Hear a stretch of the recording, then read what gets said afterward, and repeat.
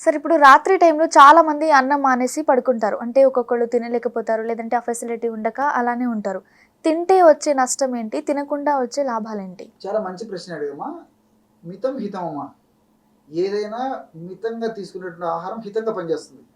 ఈ రోజుల్లో ఆ కాన్సెప్ట్ పోయేసేసమ్మా. మీరన్నట్లు ఏమంటే సరే ఆహారం మానేసేయడము ఒకటుంది. కొంతమంది లేట్ అవర్స్ తీసుకోవడం కూడా జరుగుతుందమ్మా. తీసుకునేటువంటి ఆహారాన్ని కూడా లేట్‌గా తీసుకుంటున్నారు. అవును. ఎప్పుడో అర్ధరాత్రి, అపరాత్రి ఆహారం తీసుకోవడం వల్ల ఆ టైంలో ఏమంటే తీసుకునే ఆహారం జీర్ణం కాదమ్మా. దానివల్ల ఏమంటే నిద్ర సరిగ్గా లేకపోవడము, మోషన్ సరిగ్గా రాకపోవడము, తర్వాత మానసికమైనటువంటి ఇబ్బందులు కలగడము, జాయింట్ పెయిన్స్ రావడము, వెయిట్ రావడము, హార్మోనల్ ఇంబాలెన్సెస్ రావడము ఇవన్నీ జరుగుతుంటాయమ్మా. కాబట్టి ఏమంటే మితంగా ఆహారం తీసుకోవాలి. తీసుకోవాలి. హితమైనటువంటి ఆహారం తీసుకోవాలి. సాయంత్రం పూట పెందలాడే ఆహారం తీసుకోవాలి. దీనికి చాలా లాజిక్ ఉందమ్మా. అంటే చాలా ఏ టైం లోపు ఆహారం అదే తీసుకోవాలంటారు? చెప్తానమ్మా. అందుకే మీరు ఇది మాట్లాడేసరికి నాకు ఒక విషయం గుర్తొస్తుందమ్మా. గూట్లో దీపం నోట్లో ముద్దమ్మా. ఓకే. మన పెద్దలు చెప్తుంటారు. అంటే ఈ రోజుల్లో ఆఫ్‌కోర్స్ అంత పరిస్థితుల్లో మరి సాయంత్రం 6కే తీసుకోలేనటువంటి పరిస్థితి చాలా మందిలో ఉంటుంది కాబట్టి కనీసం 7, 7:30 మాక్సిమం అయిపోవాలమ్మా. So dinner. సో తీసుకున్నటువంటి ఆహారానికి మనం విశ్రమించేటువంటి నిద్రకేమో కనీసం 2:30 గంట, 3 గంటల సేపు వ్యవధి ఉండాలమ్మా. ఆహా! So okay. చాలా మంది ఏం చేస్తామమ్మా 10కో, 11కో, 12కో ఫుడ్ తీసుకుంటాము. మళ్ళీ వెంబడే పడుకుంటాం, నిద్రపోతాం. అవును. సో దానివల్ల తీసుకున్న ఆహార పదార్థం అంతా ఆమంగా తయారైపోయి ఇండైజెస్టిబుల్ మెటీరియల్ ఇండైజెషన్ ఏర్పడి ఇండైజెస్టిబుల్ మెటీరియల్ తయారైపోయి అనేక రకాల అనారోగ్యాలకు గురి చేస్తామమ్మా. అవును. కాబట్టి పిందలాడే ఆహారం తీసుకోవాలి. తీసుకునేటువంటి ఆహారం కూడా ఎలా ఉండాలంటే అమ్మా, సో ఈ యొక్క సహజ సిద్ధమైన ఆహారం అమ్మా.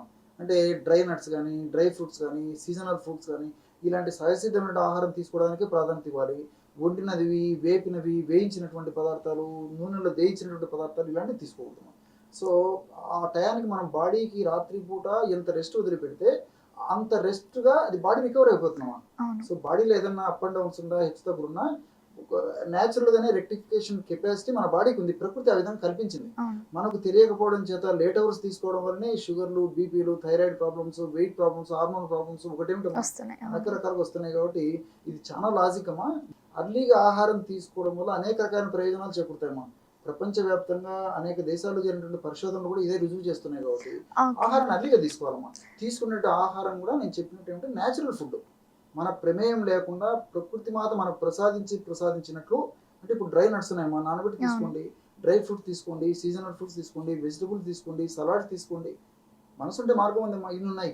వీటి కోసం అని చెప్పేసి రకరకాల అన్‌డైజెస్టెడ్ ఫుడ్, రకరకాల కెమికల్స్ కలిసినటువంటి ఫుడ్ తీసుకొని ఇబ్బంది పడేదానికంటే ఈ ఈ పద్ధతులు తీసుకోవడం వల్ల చాలా ఆరోగ్యానికి మంచిదమ్మా. ఇప్పుడున్న జనరేషన్‌లో చాలామంది అంటే మీరు చెప్పినట్టు 6 లోపు కానీ, లేదంటే 7 లోపు తినే అంత ఫెసిలిటీ ఉండదు. ఒక్కొక్కళ్ళు ఒక్కొక్క వేలో ఉంటుంటారు. జాబ్స్ విషయంలోనో, ఏదో ఒక విషయంలో. ఇన్ కేస్ వాళ్ళు లేట్‌గా అంటే 10 కని, 11 కని ఆ టైంలో ఆహారం తీసుకుంటే అంటే అన్నం తినకుండా ఎలాంటివి అయినా తీసుకోవచ్చా? లిక్విడ్ కూడా తీసుకోవచ్చా? ఎలాంటి ఆహారం తీసుకోవాలి ఇన్ కేస్ 11 దాటితే? నిజంగా చెప్పాలంటే ఏమి తీసుకోకపోవడం మంచిదమ్మా నా సలహా. ఓకే. సో మీ మీరన్నారు నిజంగా చాలా మందికి ప్రాక్టికల్ కూడా ఇది కొంతమందికి కన్వీనియంట్ అవును. ఉండకపోవచ్చు. కానీ మనసుంటే మార్గం ఉందమ్మా. సో వాళ్ళ ఆఫీస్‌లో ఉండనివ్వండి, జర్నీలో ఉండనివ్వండి, ఎక్కడైనా ఉండనివ్వండి. సో నేచురల్ ఫుడ్డే కాబట్టమ్మా ఉదయం పూట నానబెట్టేసేస్తామా డ్రై నట్స్ ఇలాంటివి. తర్వాత ఫ్రూట్స్ ఒక బాక్స్‌లో పెట్టేసేసుకోండమ్మా. మీరు జర్నీలోనే తీసుకోండమ్మా, తప్పేముందమ్మా. సో ఫ్రూట్స్ తినొచ్చు. మీరు 7, 7:30 లోపు ముగించేసేయొచ్చు. సో తప్పని పరిస్థితి అయితేమో కొన్నాళ్ళ పాటు సడన్‌గా ఒక అలవాటు నుంచి ఒక అలవాటుకు మారాలంటే కొన్ని ఇబ్బందులు ఎదురవుతాయి. అవును. కాబట్టి అలాంటి సందర్భాల్లో రాత్రిపూట ఏదైనా అవసరమైతే చాలా పల్చగా ఉన్నటువంటి తాజా మజ్జిగ ఒక గ్లాస్ తీసుకోవచ్చు. మజ్జిగ. ఫ్రెష్ మజ్జిగ. జ్యూసెస్ కూడా తీసుకోవచ్చా? వద్దమ్మా, ఏం పనికిరాదు. ఏం తీసుకోవద్దు. పనికిరాదు. మజ్జిగనే మజ్జిగ తీసుకోవాలి. లేదంటే వాటర్‌లో కాస్త తేనె కలుపుకొని తీసుకోవచ్చు. ఓకే. నీళ్ళల్లో ఓ 2 చెంచాలు తేనె కలుపుకొని తీసుకోవచ్చు. అంతకంటే కూడా వీలైనంత వరకు బాడీని ఎంత రెస్ట్ వదిలిపెడితే మన స్టమక్‌ని అంత మంచిదన్నమాట. ఓకే. ఇన్ కేస్ తినకుండా ఉంటే ఇన్ని లాభాలుంటాయి 11 తర్వాత.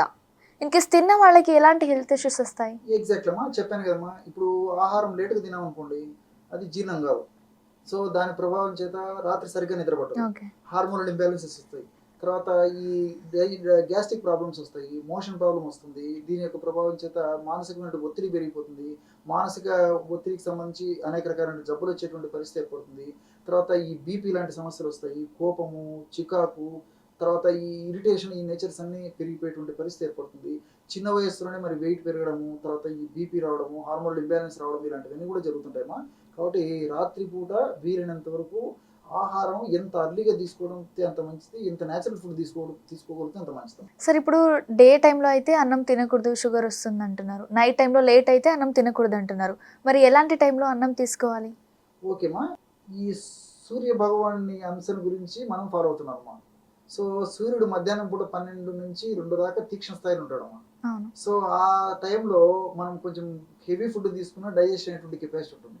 సో ఆ టైంలో కావాలంటే డే టైం అయితే మా అన్నం తీసుకోవడంలో న్యాచురల్గా ఆరోగ్యవంతమైనటువంటి వాళ్ళు డే టైంలో అన్నం తీసుకోవడంలో తప్పులేదమ్మా.